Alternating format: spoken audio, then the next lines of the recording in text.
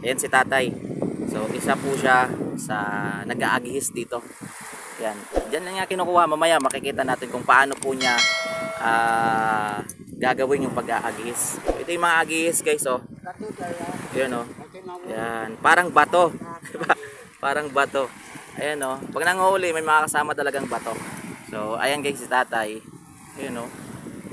So, ganyan pala mag-agihis. Ayan, oh. Ginaganyan-ganyan pala yung lupa. Yung lupa. Yung buhangin para makuha yung agihis. Ayan. So, iwan natin dito yung sinilas natin guys. Yan, para makita natin kung paano yung pag-aagihis nila. Ayun, meron pang isa doon nag-aagihis. Yan. Kasama mo yun, tay? Isa doon? Kasama mo? Kasama daw ni tatay. So, ganyan lang po mag-agihis. Kailangan pa lang ganyanin. Dito pala sa ilalim yung mga agihis. Dito, oh. Sa ilalim.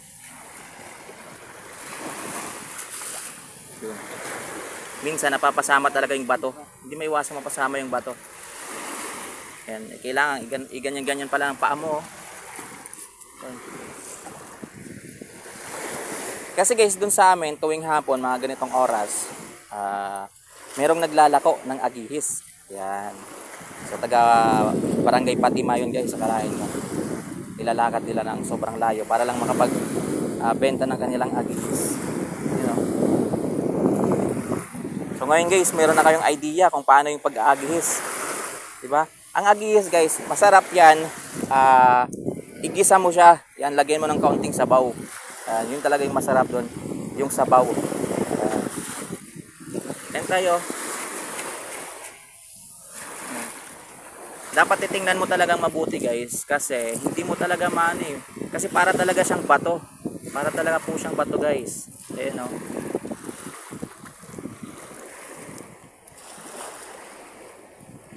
Ilang taon ka na, tay? Ilang taon ka na? Oh. 68? 68. De La Cruz. O yan, shout out sa mga De La Cruz. Oh, madami doon. Doon sa amin sa Sitio Saugan, marami din. Yan. 68 na si tatay guys. Ayan o. So yan yung trabaho ni tatay. Pag-aagihis. Yan. So hanggang dun o. Maraming nag-aagihis dun o. Ayun o. Dami. Hindi naman iba nag-aagihis. Kumbaga yung iba na lang. Namamasyal. Yan o. Dun o. Dun pa.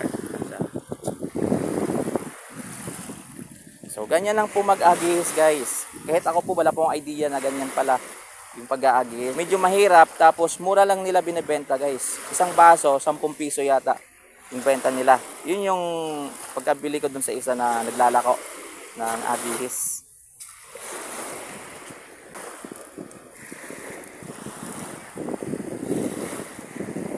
So kakilala nyo si tatay. Ayan, shout out sa inyo. Ayan, sa mga taga barangay na, sa mga taga Sitio Naga. Ayan, Pulo. So sigurado naman ako kilala niyo si tatay, di ba? Meron siyang isang kasama doon. Ayun. Yan, asawa niya siguro.